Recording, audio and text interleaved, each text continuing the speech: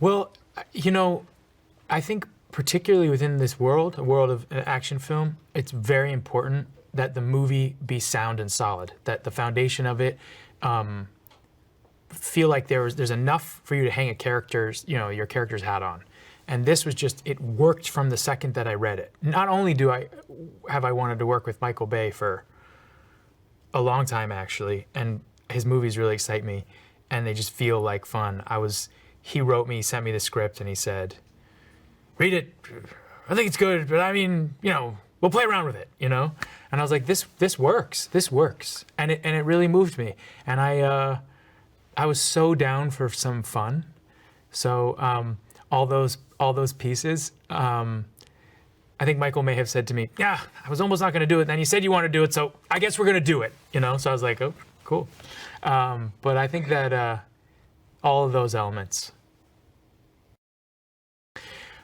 Danny Sharp is a complex human being in that I think his intentions are that he grew up in a family where, bank robberies and heists were sort of normal, which sounds crazy, but it was true.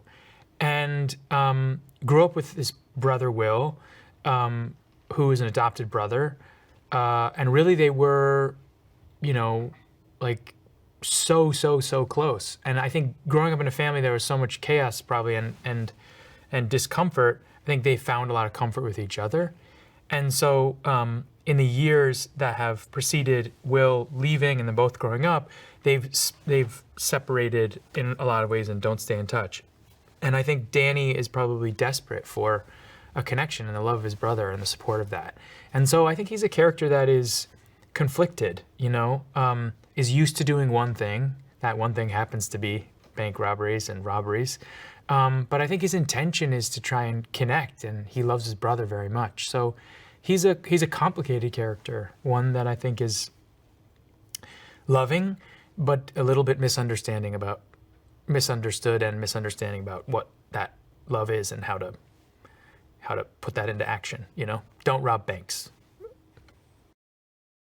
I just like how sort of mad he is. I mean, I like the idea of putting three different characters with different intentions in one very small space, going hundreds of miles an hour, adds a particular kind of,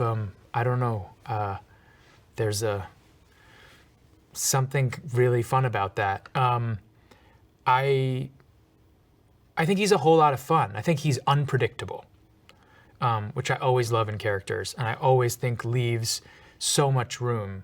Because not only is he unpredictable in what he's going to do in the big story sense, he's also unpredictable moment to moment in scenes. So you can make a lot of different choices. I love the idea of an audience feeling like they know a character and then realizing that they were wrong. So I love playing within that world, and that's what Danny is. Yeah, I mean, Will comes to Danny because he needs help. He's struggling, and his wife is sick, and he just needs to take care of his family, and he's been pushed to the edge. And Danny is his only choice, his only hope. And Danny wants to help. He loves his brother, and so the choice to go after this money is, with the intention of making sure that a system that was not allowing for his brother to help his family at all, just like tied his hands and everything behind his back, to kind of break that system. And so the intentions between the two of them is to go rob this bank because he wants to help his brother. He also has other intentions, but I think ultimately that's what drives the whole film. And in the end, they get into a whole lot of trouble. And it becomes a moral tale, really, about what you do when your intentions are good, but everything goes wrong. Well, I mean, Yahya is lovable, I mean, he just is as a person, and he's an actor who is curious and is always asking questions in the same way that I do. So there was a simpatico in terms of how we always approach things. We're kind of always looking for we want something deeper, we're asking a different question. And that was fun because I think it's possible in a movie like this to not ask those questions and to just go through. But I think both of us knew that the more we asked those questions and dug deep together, the more interesting the movie would be. And, you know, for an actor like him at, you know, the space he is in his career, you know, to have those intentions and to fight for them, I just adore that. And he's just got such a wonderful energy. He's positive and loving, and that's like, frankly, nowadays, that's what matters. So I adored working with him. Well, they're desperate, in a desperate moment, looking for a way out, got themselves in a whole load of shiz, and they somehow have a run-in with an ambulance, and their only way out is getting in that ambulance. And so they hop on, and there you meet Asa Gonzalez's character, and now they're stuck with this, you know, first responder with her intentions and their intentions.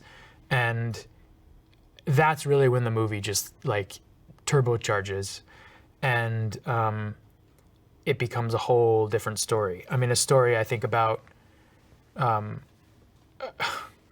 it's wonderful because you're watching three different people with three different reasons to get where they're going, all opposing each other. Yeah, I mean, I think when you meet Cam, there's a wonderful scene at the beginning of the movie that Asa is fantastic in. There's a little girl and who's wonderful in it too. And you realize that she's someone who is also struggling with having an emotional connection with all these very hard things she has to do as a first responder. And I think she, over time, the course of the movie, starts to realize that human beings are pretty profoundly complex and full of nuance. And as a first responder in emergencies, I think there's a lot of nuance in the job and the technicalities, but there's one goal, and it's very straightforward, and that is save the person. And over time, I think you start to see that she starts to make a relationship with both of these brothers. And over her making a relationship with them, she sort of becomes the ballast by which the whole movie can rest itself on. And you start to see through her eyes that, you know, good or bad, you know, you can care about everyone. And I really love the ending of the film. And I really think it's so different for a Michael Bay movie. And I think Ace is incredible. The injured cop in that space was injured because of a mistake that he made in wanting to get away. So there's all these moral questions that happen, you know, that I think that are underneath all of it really, really interesting. It, in the end, is someone's fault, but it is sort of everyone's fault in a way too, and no one's fault. And that's what makes the movie so interesting. No, and I think as he gets pushed and as people want to hurt him and his brother and Cam, and, you know, he starts to feel for them and then has to defend them. And that's when things become very complicated, you know, in the decision. I mean, yeah, I mean, what I love about Danny as a character is that he says throughout the entire thing, don't hurt anyone. Like, he constantly says, you know, don't do this, don't do that. Now, it would seem, you know, confusing, because why would you rob a bank with weapons if you weren't going to do that? But I think the intention is always clear why you want to do it. But he's always saying, I don't want to hurt anybody, I don't want to hurt anybody, you know? But it's very complicated. I didn't know that Asa was in the Spirit Untamed until we were like 3/4 of the way through shooting this movie. It was, and I don't even know if she may have told me maybe, but then I didn't realize what a beautiful singing voice she has until then. And, you know, I think, yeah, so I think we played a married animated couple that never met, because her character unfortunately dies at the beginning of the movie, and my character then, it's it's complicated. But so we never had any scenes together until we were in a Michael Bay movie where we were basically like on top of each other in each other's faces all the time, and at 100 miles an hour. So we had a good time. We had a good time. They were like we had a good time getting thrown around in a vehicle with sharp edges. I think shooting a film in the confines of an ambulance is nothing in comparison to a first responder, EMT doing their job on a daily, nightly basis, moment by moment, at faster speeds. I mean, it is there are sharp edges everywhere. There are wires hanging everywhere. I mean, obviously there's many things at your disposal to use to help save somebody's life. But, I found it to be so interesting when I tried to think about the reality of someone doing a job like that in a space like that. It's awe-inspiring. I mean, I think Michael is someone like many of the great directors I've worked with who is searching for what feels alive, what feels present and alive. And he has a different technique from other directors I've worked with. He's shooting with extraordinary operators on, a minimum of 3 cameras in almost every setup, and gives himself the agility to capture moments and improv and change and move around. And I think that energy is infectious in his movies. That's what makes them so alive. But you can start a scene with Michael thinking that it's about one thing. And if there's an actor in the scene, maybe the scene is about their character, but the other actor's bringing a different kind of energy that he's drawn to, the scene will become about the actor who is bringing the energy that's alive. And I think that is the same with any filmmaker of great stature that I've worked with. Like, they're looking for moments that feel truly alive. Michael generates them and also is just desperate for them. I adored acting for Michael. There was no space that was off limits in the emotional world. And, and he's very upfront and he's very direct and he's very clear. And I think as an actor, you start to appreciate that. Sometimes you just want slower, faster, right, left, and you get what they're trying to say. Simplicity of a comment can open up worlds, and Michael's like that. And most of the great directors I've worked with are like that too. Yeah, I was really moved by the movie.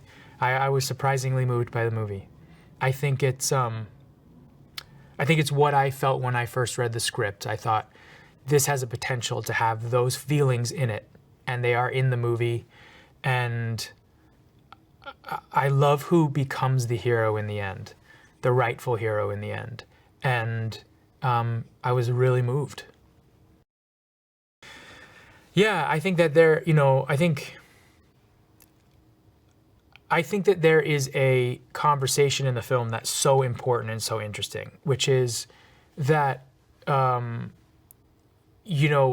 these two people, these two brothers, who from the outside in a certain narrative would look like they're the bad guys, their intentions and why they do this and what they're doing it for is about communicating to a system that they have been just overwhelmed by, where they are powerless in.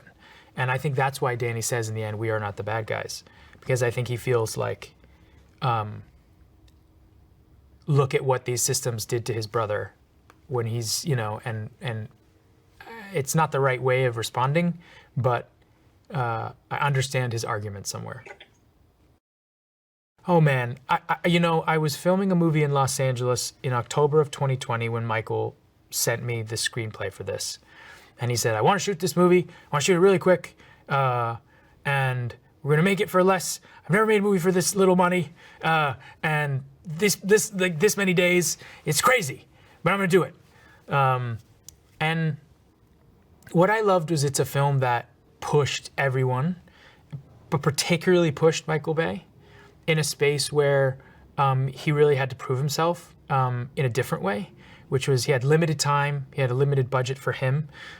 For me, it wasn't limited. One of the bigger films I've ever been in. But And I think also doing it in a time when I think all of us in the film industry were worried about when people would get to make movies again, to watch a crew and everyone be excited to be working together again. And in Los Angeles, which is sort of the epicenter, at least of Hollywood, to make a movie there was thrilling. And I had a great time. I think my first intention coming onto this project was to have fun, to bring fun to people watching it, and to have fun myself. And I think we've succeeded at that. I definitely did.